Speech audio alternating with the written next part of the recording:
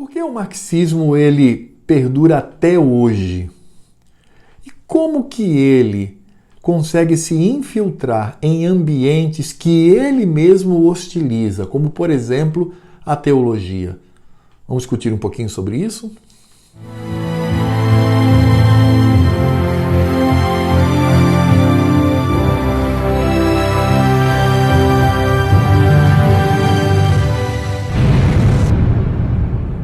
Olá pessoal, o marxismo ele tem sobrevivido há tanto tempo por causa da sua capacidade de se adaptar como um parasita dentro de esferas do pensamento humano, dentro de teorias, dentro de discussões acerca da compreensão da realidade.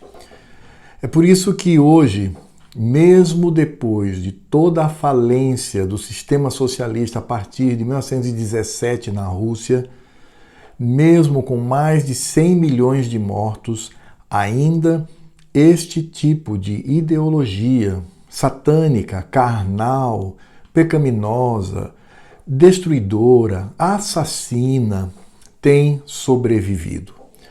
E veja que eu posso provar essa minha concepção dando um exemplo bastante conhecido, que é a infiltração do pensamento socialista na teologia. Ora, vejam, Karl Marx, quando ele escreve acerca da sua proposta de mundo, a sua visão da história, ele vai deixar bem claro: o cristianismo é algo que precisa ser destruído. Ele mesmo vai dizer que a religião, e aí leia-se a igreja, o evangelho, Cristo, é o ópio do povo. Sua proposta, ela se impõe como uma contracultura, como uma contra-argumentação com respeito ao evangelho.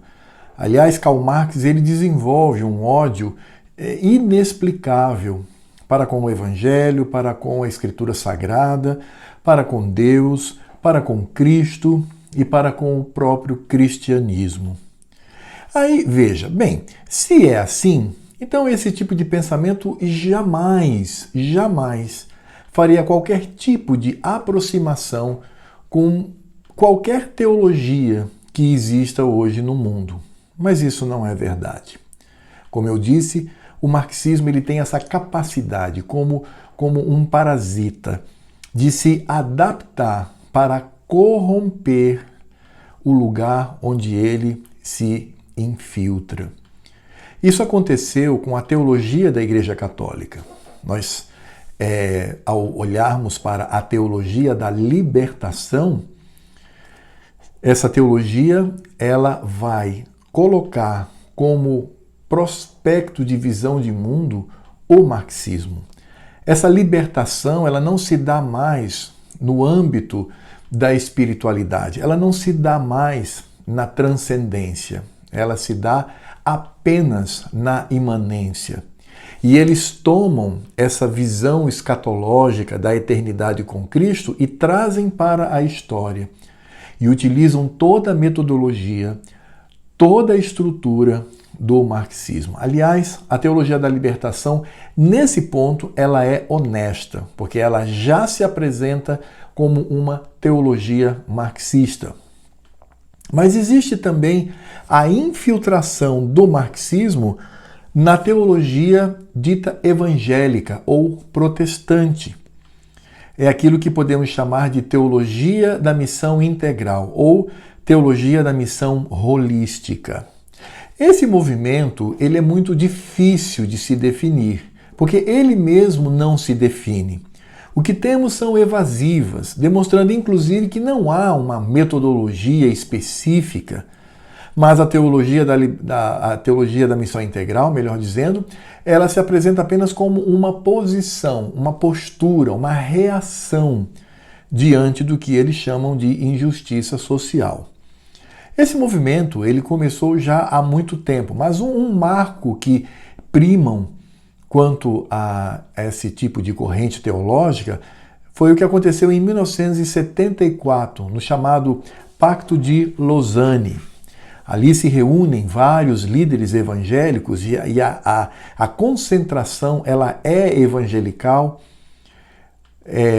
porque eles vão, na verdade, discutir sobre esse meio, onde de um lado existem os liberais e do outro existem aqueles teólogos reformados ou tradicionalistas, sisudos, e eles, no desejo de apresentar uma igreja e um evangelho que possa estabelecer uma média entre esses dois polos, eles se reúnem e falam desta evangelização holística ou dessa evangelização integral. Inclusive, neste Pacto de Lausanne, nós podemos pensar uma frase que é muito significativa. Essa frase diz o seguinte: Deus é tanto o Criador como o juiz de todos os homens. Devemos, portanto, compartilhar sua preocupação pela justiça e reconciliação em toda a sociedade humana e pela libertação dos homens de todo tipo de opressão. Ao olharmos para esta frase, e veja, propositalmente eu pensei, não podemos afirmar que ali nascia algum tipo de teologia marxista. Não. A preocupação era outra. A preocupação era olhar para a evangelização como uma ação integral. E eles envolveram ali quase que praticamente todas as áreas humanas, não apenas a opressão, mas também as artes, a política, a economia. E assim eles desenvolveram aquilo que chamaram de uma missão mais integral, mais holística, mais geral, mais completa. Mas é na América Latina que surge uma teologia da missão integral completamente compromissada com o marxismo. E podemos destacar aqui 3 nomes que são importantes nesta formação, que é René Padilha, Samuel Escobar e Orlando Costa. Esses 3 teólogos, eles vão sim estabelecer um alinhamento muito próximo com o marxismo, embora em dado momento neguem isto.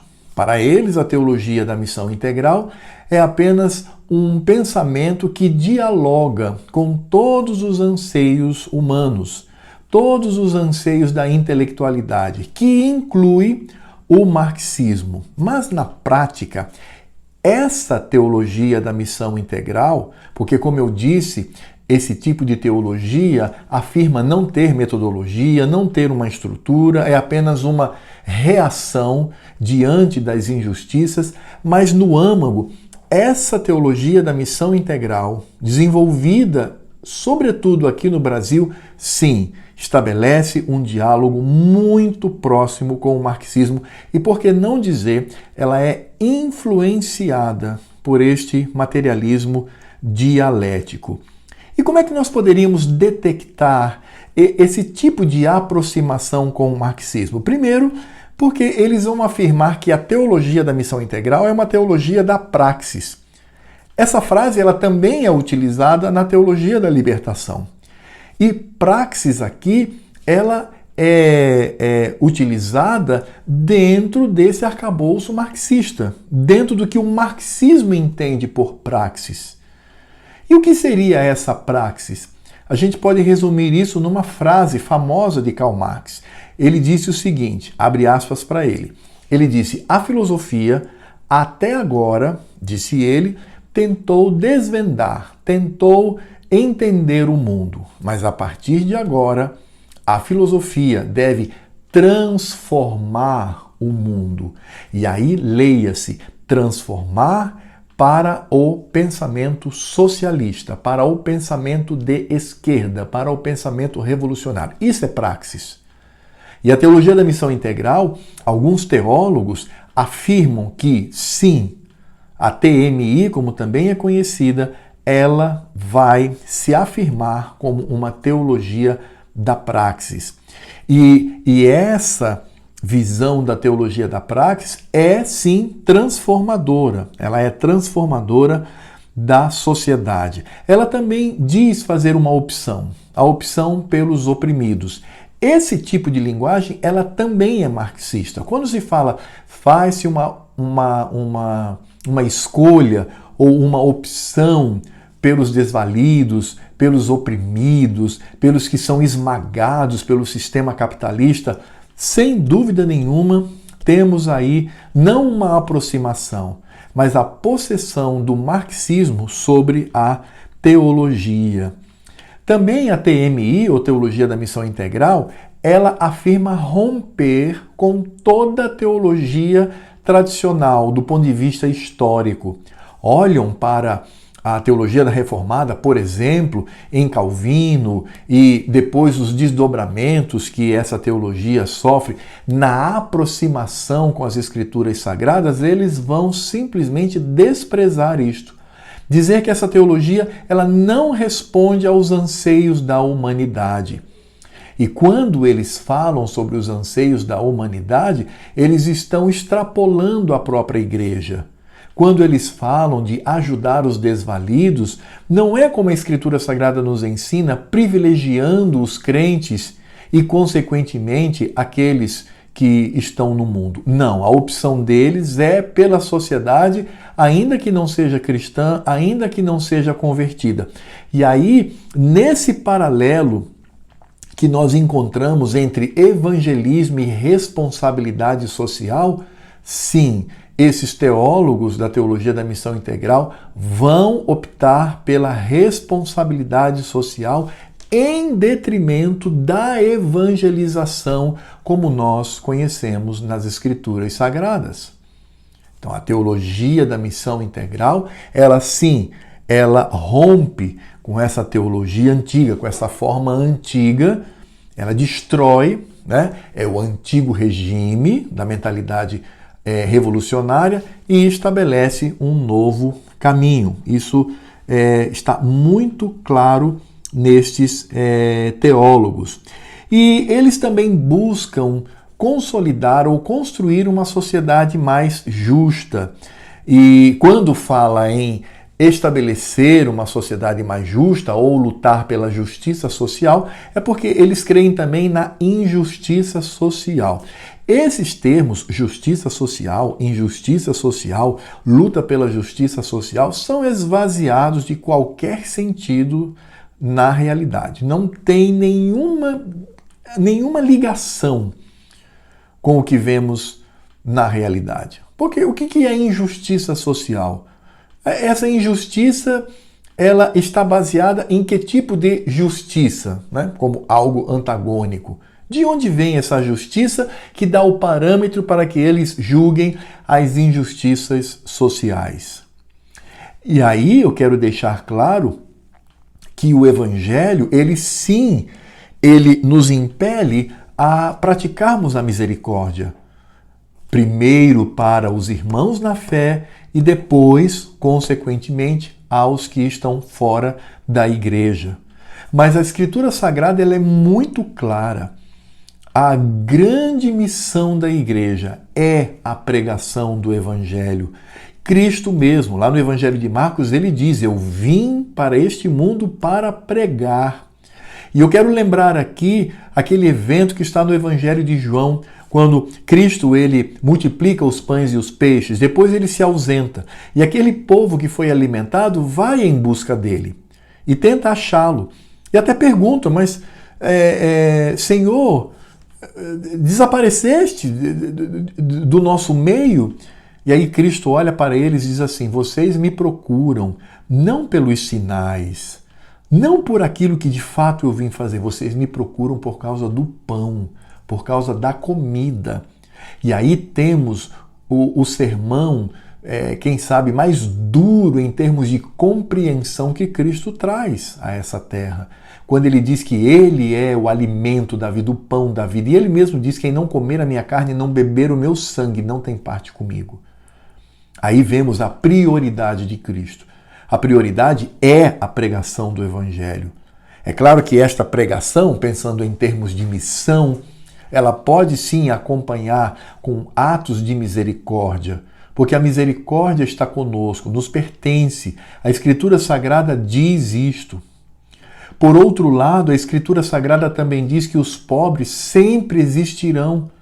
Então, como é que eu creio que vou dirimir essa injustiça social se eles sempre estarão conosco?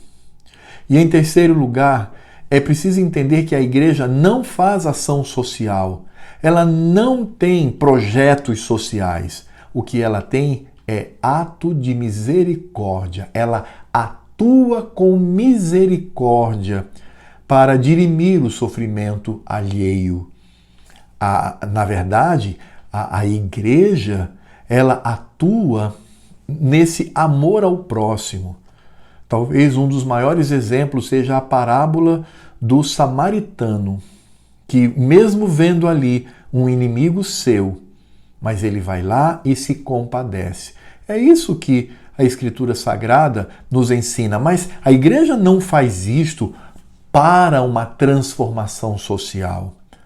Ela vai e vai ao encontro das pessoas que sofrem para manifestar misericórdia.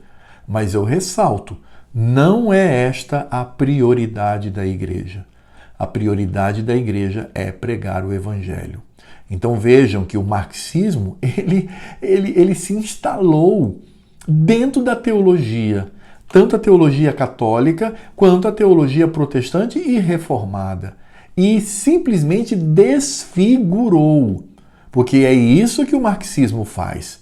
Quando ele entra num ambiente cristão, seja ele católico, reformado, evangélico, seja o que for, ele não vai ceder, ele vai impor a sua estrutura e ele vai moldar essa teologia de acordo com o seu eixo principal, que é o marxismo. E o que está por trás do marxismo? É uma visão anticristã, uma visão anti-evangelho, uma visão anticristo, uma visão que deseja destruir os valores da igreja, deseja destruir a própria igreja. Como o marxismo tem sido uma praga nos nossos tempos, no nosso mundo. E ele, inclusive, é dissimulado e enganador, porque no seu eixo central, o marxismo deseja destruir a igreja. Mas ele se aloja dentro das igrejas por meio de uma teologia da libertação ou uma parte da teologia da missão integral. E o desejo ali é minar, enfraquecer e adoecer a igreja de Cristo. Bem, eu espero que você tenha gostado do vídeo. Obrigado por ter me acompanhado até aqui. Eu peço para que você se inscreva, por favor. E você que já está inscrito, dá só uma checada, vê se o seu nome está lá. Talvez tenha acontecido algum tipo de mágica que o seu nome desapareceu. Então vá lá, insista, se inscreva novamente, aperte o sininho, dê um like ou dislike, não tem problema. Também comente, faça comentários acerca do que nós falamos aqui e eu vou tentar, inclusive, responder a todos, ok? Por favor, façam isso. E até a próxima.